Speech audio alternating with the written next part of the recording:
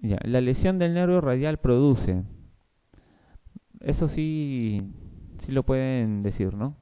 ¿Recuerdan la lesión del nervio radial?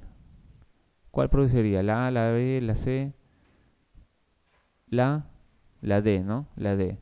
La mano caída, ¿no? La mano péndula. ¿Está bien? La mano caída. La mano del predicador, ¿quién lo da? El nervio cubital, ¿no? ¿Recuerdan? El nervio cubital, ¿no? No puede hacer la extensión del cuarto y quinto dedo y queda como la mano del predicador, ¿no? La mano de mono, el mediano, ¿no? Igual a la mano de juramento también se lo achaca al mediano también. A veces lesiones mixtas también, mediano radial. Igual la de mono también a veces combinados también, mediano radial. Y el hombro en charretera, el nervio circunflejo, ¿no? Recuerdan que yo les mencionaba que ese nervio, los nervios dan inervación motora sensitiva y aparte sirven para el trofismo muscular. Entonces, una zona denervada no tiene trofismo muscular y se va, digamos, a la atrofia, ¿no? En este caso, ¿cuál se atrofia? El deltoides, ¿no? Y por lo tanto va a haber un hombro que parece que se hubiera luxado, ¿no? Un hombro en charretera, ¿no? Un hombro en charretera, ¿no? Similar al hombro que se luxa, ¿no? ¿Está bien? Entonces acá el nervio radial, mano caída, mano péndula.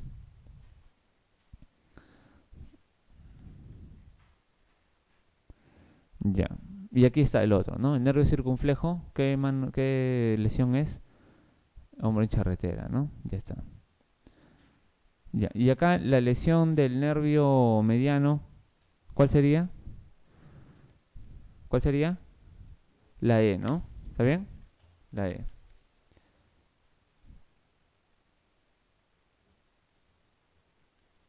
¿Qué nervios se ven afectados en la parálisis del plexo radial, del plexo braquial? Una parálisis alta del plexo braquial. ¿Recuerdan cuáles son los nervios que están más arriba en el plexo braquial? ¿Cuáles son?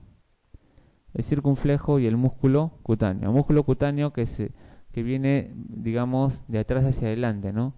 Y va a atravesar unos músculos que son músculos flexores, ¿no? Flexores del brazo o del antebrazo. Flexores del brazo o del antebrazo. O flexores del codo, nada más le ponemos. El braquial anterior, ¿qué cosa es? ¿Flexor del brazo o del antebrazo? ¿Qué flexiona? ¿A qué se le llama flexión del brazo?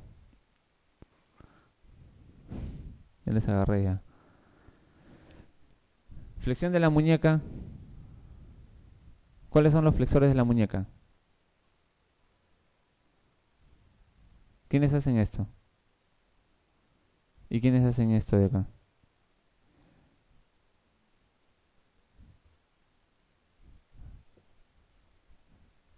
Ya, los flexores de la muñeca son los músculos que llegan hasta la zona del carpo, ¿no? O de las falanges y están obviamente más arriba, ¿no? En este caso, ¿se acuerdan que habían dos grupos? Los grupos de los extensores que están en el epicóndilo lateral y el grupo de los flexores que se dan en el epicóndilo medial o epitróclea. Entonces, los extensores que están acá están terminan insertándose distal al húmero, ¿no? O sea, en el húmero están los extensores de la muñeca. ¿Está bien? Extensores de la muñeca, ya. Ahora, el braquial anterior es un músculo que se encuentra, es un músculo de flexión, que termina, digamos, en la zona cubital y termina en la zona del húmero. Y es un flexor del brazo o del antebrazo. Del antebrazo. ¿Está bien? Del antebrazo. Ya. El canal carpiano de Gullón. Recuerdan que habían dos canales en la mano, ¿no? En la muñeca. ¿Se acuerdan? El canal del carpo, que es el túnel del carpo, conocidísimo. Y el otro canal que conocemos es el canal de Gullón, ¿no? De Gullón. Y la referencia es el pisiforme, ¿no? Pisiforme, medial o radial al pisiforme, ¿no? Radial al pisiforme está el canal de Guyon, ¿no? El canal de Guyon. Ahí es donde nosotros infiltramos para bloquear el nervio cubital, para poder hacer algún procedimiento en la mano, algo bien localizado, ¿no? Ahí está el nervio cubital, ¿no? Nervio cubital.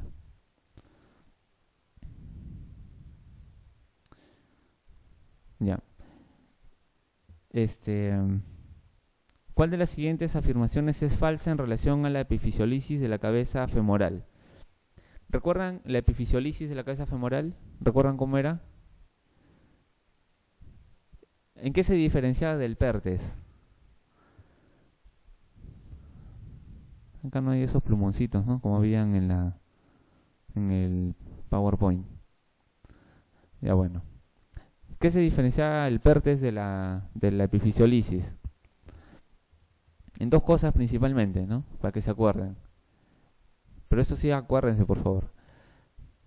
Por ejemplo, en la cadera, ¿no? ¿Está bien? La cadera. El hueso femoral. Esta es la cadera, cuello, y acá viene ya todo el trocánter con su diáfisis. Listo. El pertes afecta aquí, la cabeza, la zona articular. Destruye la cabeza y el cartílago, y por eso que termina en esas imágenes que yo les decía, de las imágenes de la pasa, ¿no? Que se aplasta al final cuando no tiene un buen tratamiento el pertes, termina aplastado y termina perdiendo la cadera, el cótilo, y hace una coxa plana, aplana el cótilo, porque se pega prácticamente ahí, pierde la articulación, el pertes. La epifisiolisis, en cambio, esta es la cadera, acá está su núcleo de crecimiento, y la epifisiolisis, ¿se recuerdan la clasificación de Salter y Harris? Las epifisiolisis afectaba el cartílago de crecimiento. La epifisiolisis afecta el cartílago, no afecta la zona articular propiamente dicha. Y se da en pacientes más grandes. Por eso es que la diferencia era la edad. Pertes, principalmente menos de 6, 9 años, ¿no? Hasta 9 años podemos pensar, digamos, en pertes. Más de 9 años, piensen en epifisiolisis. Pero si hay características de destrucción de la misma cabeza con el componente cartilaginoso, podemos todavía pensar en pertes o en necrosis aséptica de la cadera por otras causas, ¿no? Aséptica, ¿no? O sea, por corticoides, etcétera. Entonces, esas dos cosas es lo más importante para diferenciar estas dos patologías, ¿no? El resto, digamos, se pueden manejar, digamos, pueden relacionarlo, etcétera, ¿no? Ya, la epifisiolisis, como el pertes, predomina en varones, ¿no? Entonces, ¿cuál no es acá? Esta. Se denomina coxa vara del adolescente. Sí, porque se da principalmente después de esa edad que yo les decía, entre los 11, 12, 13 años, en adolescentes. La epifisiolisis.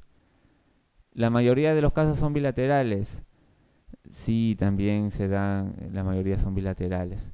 Y se relaciona con estos síndromes, ¿no? ¿Se acuerdan, no? El paciente gordito, ¿no? Obeso, ¿no? Con poco desarrollo puberal. ¿Recuerdan? Ese era el epifisiolisis, ¿no?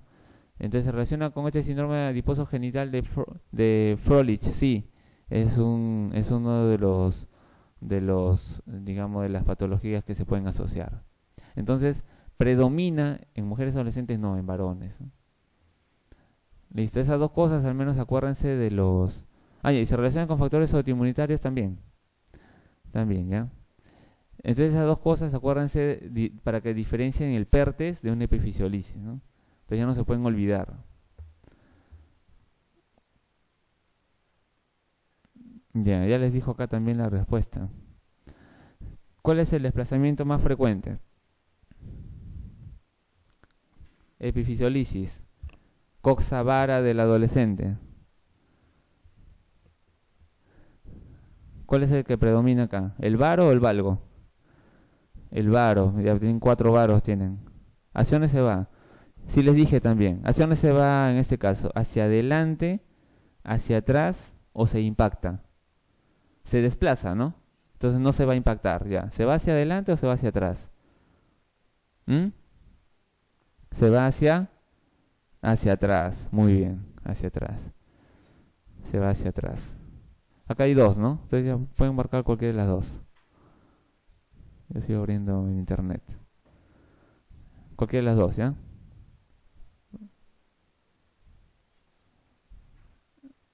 Ya, ahí está. ¿Qué porcentaje de las luxaciones congénitas de cadera se presentan como verdaderas luxaciones estructuradas al nacer? Ya, esta es una pregunta, digamos, un poco como para que sepan em, en qué momento se presenta la luxación congénita de cadera. Ya, dice, a ver, vamos a cambiar la pregunta con otras palabras. Un recién nacido, ya, un recién nacido que llega a ustedes y ustedes lo examinan, ¿no? Lo examinan y sienten la cadera afuera, o sea, está afuera la cadera. O sea, no tienen que buscar ortolán ni barro, sino está afuera, luxada está la cadera. Nace luxada la cadera, afuera. Eso es lo que dice la pregunta. O sea, dice, ¿qué porcentaje de todas las luxaciones congénitas de cadera se presentan como verdaderas luxaciones estructuradas? O sea, están luxadas desde que nacen. ¿Serán todas las luxaciones o hay que buscar el ortolán y el barlo, hay que examinar bien? Es bien bajo. Las que nacen realmente luxadas es el 2%. El resto, el 98% de estas luxaciones congénitas lo tienen que buscar. Por eso es que se pasa tanto el diagnóstico. O sea, tienen que saber su ortolani y su barlow sí o sí, ¿no? Y tienen que saber cómo se hace también el ortolani y el barlow. La luxación congénita de la cadera suele producir. Ya, acá, ¿qué cosa suele producir una luxación congénita de cadera? ¿Una coxa vara o una coxa valga? ¿Mm? ¿Se va hacia el varo o se va hacia el valgo? Se va hacia el valgo. Ya tenemos dos valgos. ¿Se va hacia atrás o se va hacia adelante? Se va hacia adelante. Generalmente el valgo se va hacia adelante y el varo se va hacia atrás, generalmente. ¿Ya? Coxa vara y anteversa.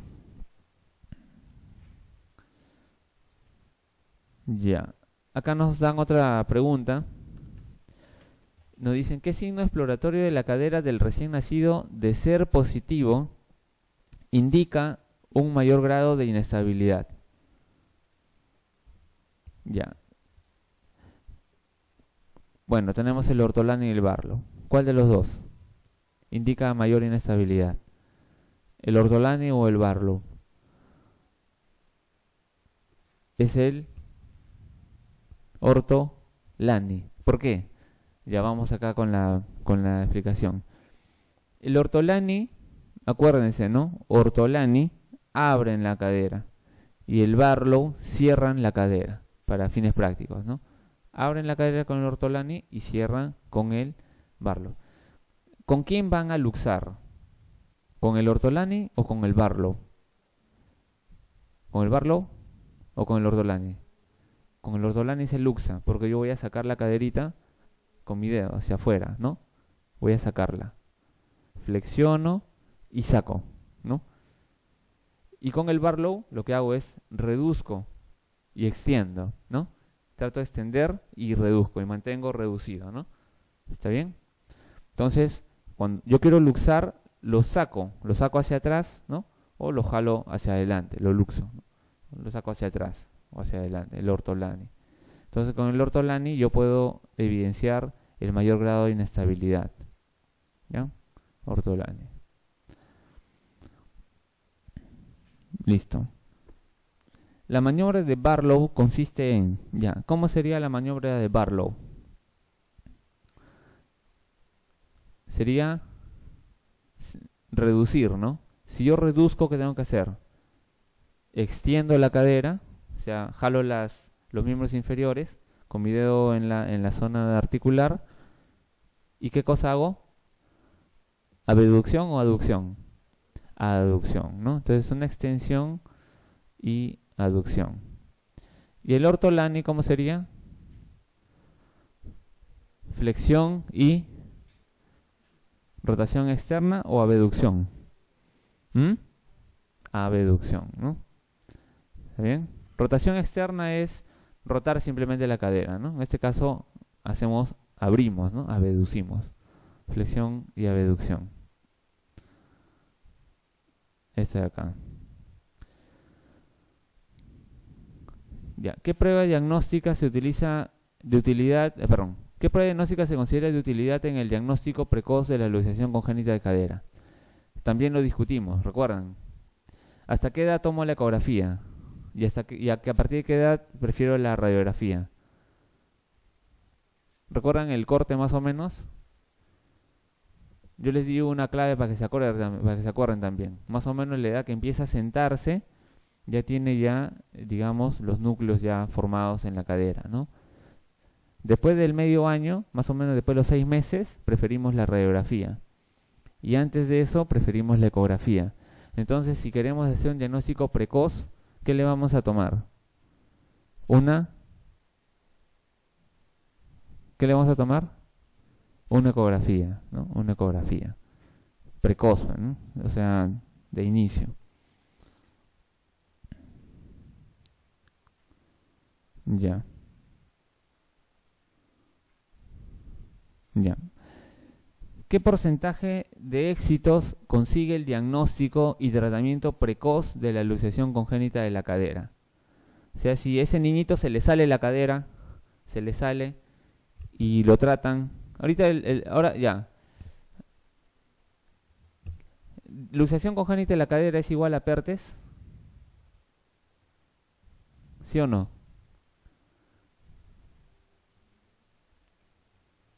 ¿Es igual a PERTES o no es igual a PERTES? No, no es igual. Luxación es simplemente que sale de la articulación, ¿no? Están, digamos, laxos la cápsula, los ligamentos, ¿no? Etcétera. Sale. El PERTES, en cambio, es una enfermedad de degeneración, ¿no? Osteocondral, ¿está bien? De la cabeza femoral.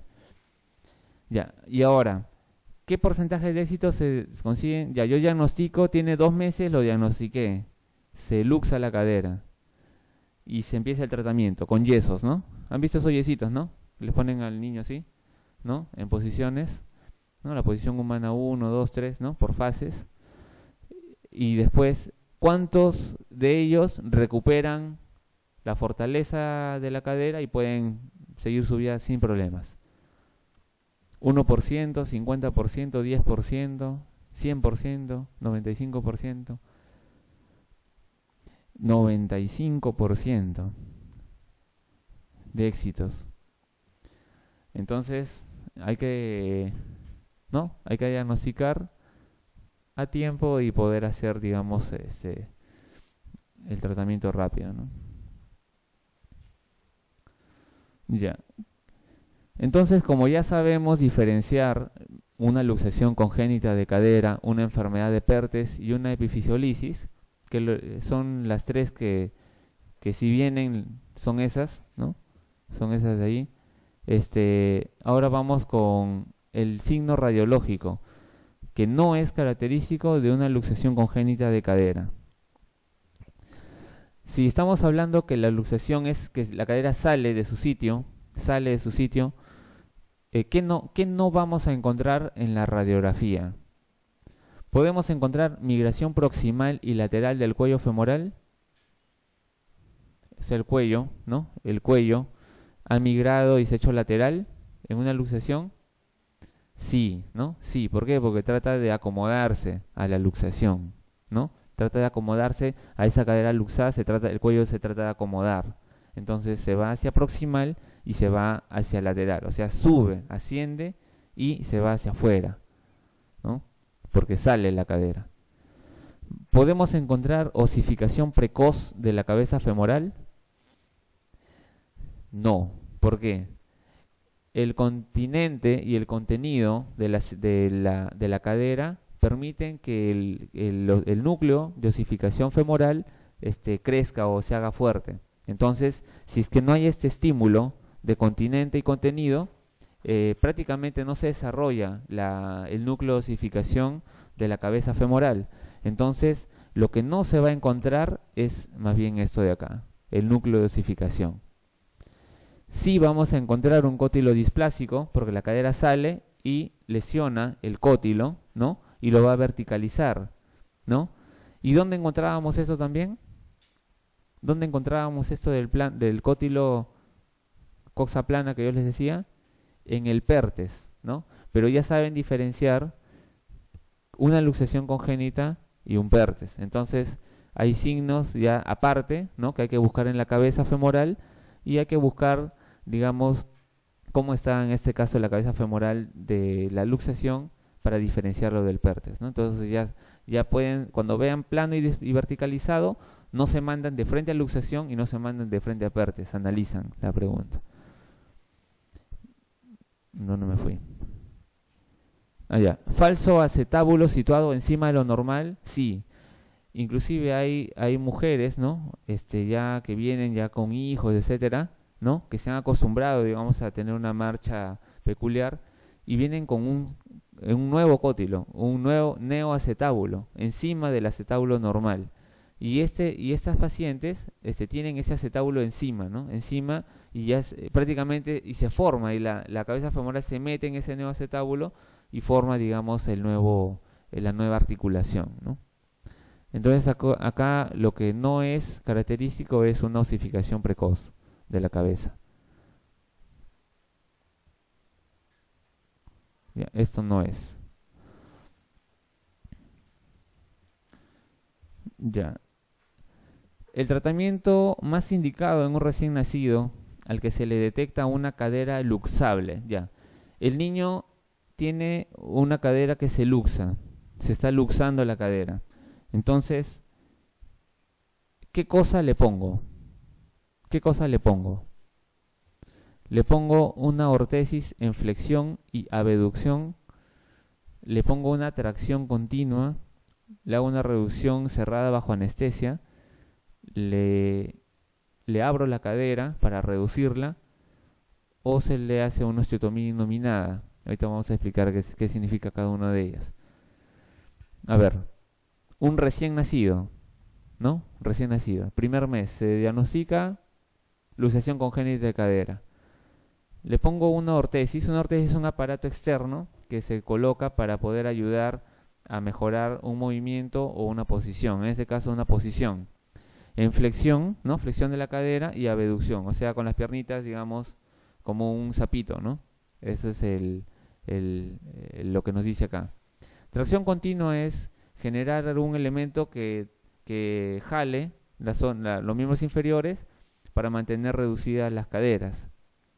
Reducción cerrada bajo anestesia. Lo meto a sala, lo reduzco, pero no habla de ningún tratamiento después. Eso probablemente se vuelva a luxar. Entonces esto lo vamos sacando ya. Reducción abierta. Muy bien, una reducción abierta se opera, ¿no? Y después, ¿qué le coloco? ¿No? Bueno, vamos a ver. Puede ser.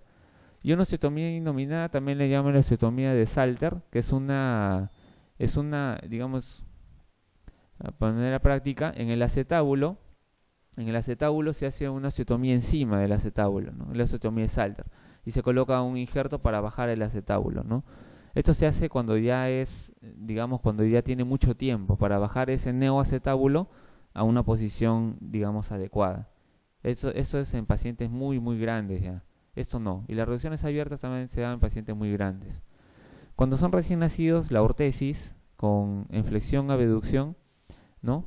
En posición de rana, de sapito, esta es una buena opción. Es suficiente con eso. Y la tracción continua no, ¿no? La tracción continua, como yo les decía, también se pone generalmente en recién nacidos o en pequeños, ¿no? En bebés que tienen una fractura de fémur, por ejemplo, ¿no? Se les coloca la tracción y ahí se lo deja. Ya. Acá tenemos una serie de, digamos, alternativas que nos dan las luxaciones traumáticas. ¿Por qué está aquí? Para diferenciar la luxación traumática de una luxación congénita. La luxación traumática se da por un evento traumático. Como yo les decía, lo clásico, lo típico es lo siguiente. Copiloto, ¿no? En un auto que impacta, ¿no? De manera frontal y las rodillas chocan contra el tablero y obviamente la cabeza femoral se luxa. Y si choca contra el tablero, lo más frecuente es que se vaya hacia atrás y hacia arriba, en la posición, ¿qué posición? Hacia atrás y hacia arriba. Ilíaca, ¿no? La posición ilíaca. Entonces, acá dicen, ¿cuál de las siguientes denominaciones de lesiones correctas de la cadera es correcta? Dice ya. Posterior y superior. Isquiática, dice. ¿Está bien eso? No. ¿Cuál es la posición isquiática? Posterior y hacia abajo, ¿no? Inferior. Posterior, inferior. Esta es la isquiática, ¿no? Posterior, superior, ilíaca. Esta sí está bien, ¿no? Esta sí está bien. Anterior, superior, obturatriz. No. Pubiana. ¿Recuerdan? Y la anterior inferior es la obturatriz, ¿no? Listo. ¿Cuál es la lesión asociada más frecuente de la luxación posterior traumática de la cadera? ¿Cuál es la más frecuente? ¿Nervio ciático? ¿O fractura de la ceja o arteria femoral? Fractura de la ceja cotiloidea. Recuerdan que cuando sale la cadera, sale la cabeza femoral del acetábulo, lesiona el acetábulo, lo impacta. Entonces, a veces no solamente digamos, se ve, no solo no se ve en la radiografía el hueso, sino en una resonancia magnética, una tomografía, se ve fragmentos de cartílago, del rodete acetabular que sale desplazado, ¿no? Entonces, fractura de la ceja cotiloidea es la lesión la asociada más frecuente, ¿no? Y otras complicaciones, ¿cuáles son? ¿Qué pasa por ahí? El nervio ciático también, ¿no? Y la arteria femoral, que eventualmente pueden ser también aplastadas, ¿no? Pero lo más frecuente es la fractura de la ceja cotiloidea. Una luxación anterior y superior de cadera produce una actitud del miembro en... ¿Cómo sería? Una luxación anterior y superior de la cadera. Ya. ¿Cómo sería esta posición? Se ha ido hacia adelante y hacia arriba. Hacia arriba. ¿Cómo sería? ¿Cómo quedaría? Abducción, ¿qué más? Rotación externa y ligera flexión, ¿no? Ligera flexión. Rotación externa, abducción. Esta de acá, la primera. ¿Y qué pasaría si fuera posterior y superior? Si se va hacia atrás, va a ser palanca con todo el eje acetabular. ¿Y hacia dónde se va a ir el miembro inferior? Hacia adentro. Va a ser también flexión, va a ser rotación interna y aducción, ¿no? ¿Está bien? Recuerden que esa es la más frecuente, porque hace palanca y se va hacia adentro todo el miembro inferior. Y esta, como se va hacia afuera, no hace ninguna palanca y por lo tanto el miembro inferior se va hacia afuera. ¿Está bien? Listo. El tratamiento actual de una luxación simple traumática de cadera es... Esto también lo habíamos comentado, ¿no? ¿Qué se hace? Primero, ¿una luxación es una emergencia o no? ¿Eso no es una emergencia? Sí, ¿no? Sí. Junto con las lesiones, las fracturas de pelvis con hemorragia activa, esa y las luxaciones ambas son en general emergencias, ¿no? El resto puede esperar. Entonces, una luxación es requiere de un tratamiento urgente, ¿no? Urgente. Eso es lo primero. Dice el tratamiento actual. Ya, ¿qué se hace actualmente? Una reducción quirúrgica, se entra a sala y se abre y se hace la ligamentoplastía, o sea, se arreglan los ligamentos, todo. O se hace una reducción urgente cerrada bajo anestesia general y tracción, o una reducción urgente bajo anestesia local y tracción, reducción abierta y tracción, reducción mediante tracción transósea progresiva. Todas son buenas alternativas, pero hay una que hacemos, ¿no? Hacemos todavía la que nos enseñó, ¿no? Bueno, un poco modificada, nuestro amigo todavía Hipócrates, ¿no? De las tracciones, ¿no? Las tracciones. Lo que se hace es en una anestesia general, se hace una reducción cerrada con tracciones, ¿no? Con doble tracción, ¿no? ¿Recuerdan? La doble tracción hacia arriba y hacia afuera, ¿no? Doble tracción. ¿Está bien? Entonces, esta de acá. Aún se hace esto. ¿Y qué pasa si es que hay una fractura del acetábulo? Después se trata eso, después. O sea, si queda una fractura del acetábulo, ¿no? Porque es muy frecuente, ¿no? Si queda una fractura, eso se hace después. Se reduce después con osteosíntesis o se sacan los fragmentos que son muy pequeños. Se limpian, ¿no? Y se pueden hacer bajo vía artroscópica o abiertas. Tras la reducción de una luxación traumática de cadera se realizará. ¿Qué pasa si un paciente que ha tenido una luxación traumática se le ha hecho la reducción? ¿Qué es lo que se tiene que hacer en este momento? ¿Qué se tiene que hacer? Habíamos hablado de un examen, ¿no? ¿Qué examen era? Una tomografía. La tomografía es un estudio, ¿no? Es mejor que la radiografía para ver fracturas inadvertidas o pequeños fragmentos que pasan inadvertidos en una radiografía convencional. Entonces, una radiografía, un TAC para valorar el cótilo y la reducción es necesaria después de una reducción de una luxación traumática de cadera, ¿no? ¿Está bien? Ya. Ahora nos vamos a ir a un poco de rodilla. La lesión ligamentaria más frecuente de la rodilla es el esguince.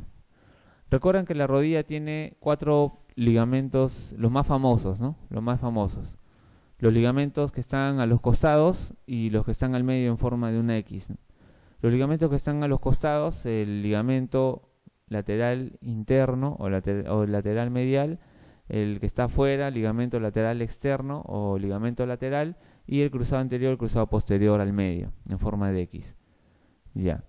¿Cuál de todos esos se lesiona más? ¿Cruzado anterior? Ya, no. No es el cruzado anterior, es el ligamento lateral interno. Es el ligamento lateral interno, ¿ya? Y lo habíamos dicho también, ¿no? Por varios mecanismos, ¿no? Algunos de los puntos importantes para poder acordarse es lo siguiente. Nosotros, cuando nosotros corremos o saltamos o hacemos algún movimiento, tendemos al valgo de la rodilla. O sea, cuando nosotros corremos tendemos a mandar, digamos, al valgo la zona de la articulación de la rodilla, mandando los pies un poco hacia afuera. Igual cuando caemos tendemos a hacer lo mismo. Todos estos movimientos, ¿no? Todos estos movimientos y la zona más débil, como yo les decía, la zona medial, hacen que este ligamento lateral interno sufra frecuentemente de lesiones, ¿no? Inclusive hay algunos que se lesionan el ligamento y lo tienen roto y pasa inadvertido hasta que se hace la evaluación mucho más adelante, ¿no? En cambio, los ligamentos cruzado anterior y cruzado posterior están protegidos, ¿no? Están primero en el medio de la rodilla y se están protegiendo mutuamente, ¿no? Los cruzados anterior y posterior. El ligamento lateral externo está mucho más protegido, porque es un ligamento que está libre. Es un ligamento libre, ¿no?